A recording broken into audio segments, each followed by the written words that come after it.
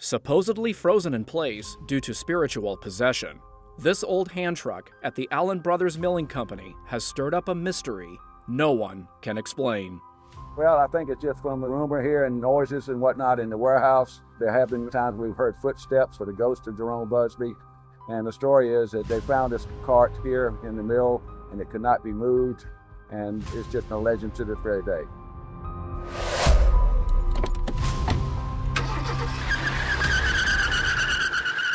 One of Columbia, South Carolina's most iconic landmarks is a rather conspicuous set of white towers in the heart of downtown Columbia's Vista District. These reinforced concrete towers house the Allen Brothers Milling Company's massive grain elevators.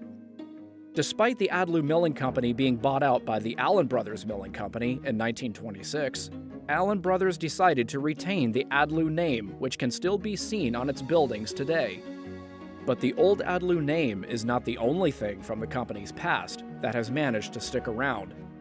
Like some of South Carolina's other historic structures, these buildings are the home of a local ghost story, a haunted hand truck possessed by the spirit of a former employee. I'm your host, Andrew Davis. This edition of Curiosity Trek will be right here in Columbia, the capital city of South Carolina. I have heard the story of Busby's cart before, so I decided to take a walk down Gervais Street to the Allen Brothers Mill to speak with CEO Bill Allen about this tale. My name is Bill Allen. I'm the president of Adluh Flour, Allen Brothers Milling Company, and on behalf of my family, I just want to say thank you all, the ETV, for showing interest in us today. Hey, Bill, thank you for taking the time to meet with us today to talk about this rather unusual piece of Columbia folklore. But for our viewers who don't know, could you give them a brief history on the Adluh Flour Company? The Adluh Flour Company was originally founded in the early 1900s. The mill was built around 1900. The Adluh name came into being in 1914. And in the later years, in the early 20s, was purchased by my family, the Allen Brothers family, in 1926. We're producing currently some 25 or better, all cornmeal and flour based. We do a number of mixes and breaders that are cornmeal and flour based. And then we do a large amount of our business is stone ground grits, white and yellow. The spirit of a former employee named Jerome Busbee is said to still roam his old workplace and even possessed his favorite hand truck used in life. After Busbee's passing, this cart became anchored to the very spot where he left it by unexplainable means. Who was Jerome Busbee, and around when did he work at Adluh Flour?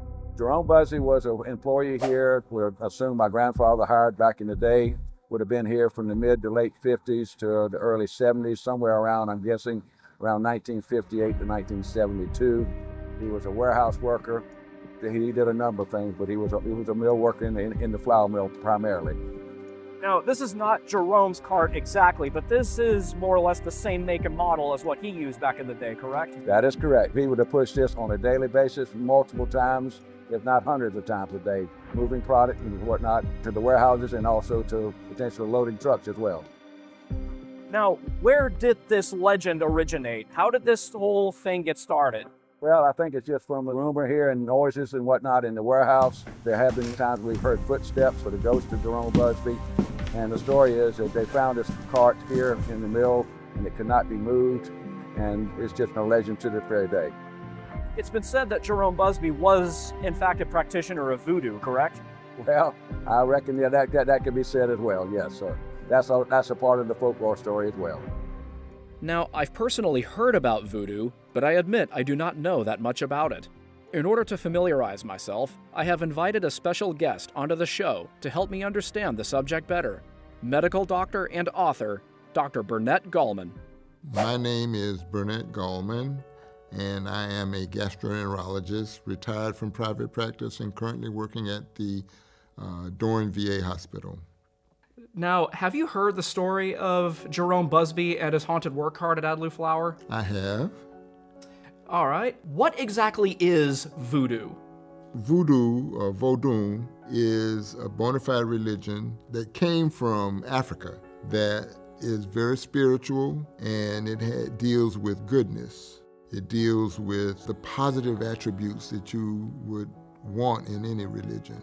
Vodún, the religion itself, probably got to South Carolina, and I'm not sure how many practitioners of Vodún there are in South Carolina. But as Africans were traded and trafficked, they took their religion with them. And Vodún is very, very common in Haiti, but it's also very common in New Orleans.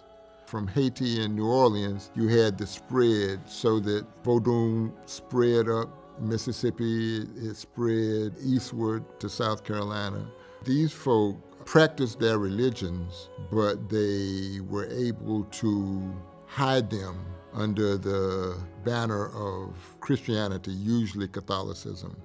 In order to maintain enslavement, the religion, the culture, the language of the enslaved people had to be taken away from them. So in order to keep it going, the Africans would pretend to accept Catholicism, but a large percentage of the Africans in coastal South Carolina practice hoodoo.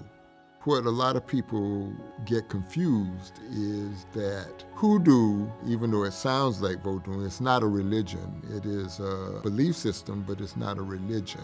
It actually provided the enslaved Africans the methodology of survival during some of the bad times. And it was basically for healing, for protection, for ancestral veneration, for trying to go somewhere and get good luck. One of the differences is Vodún was a religion and it was communal, whereas hoodoo was basically individual. Whether Busby practiced Vodún or hoodoo, Dr. Gallman is skeptical but open-minded about the story of the haunted cart. I think it's very interesting, that story. I'm not sure that it is what they say it is, and I'm not sure that it was something that occurred as a result of Vodún. If he was not jealously guarding that piece of machinery during his lifetime, why should he do it after death? The bottom line is that I think it's possible.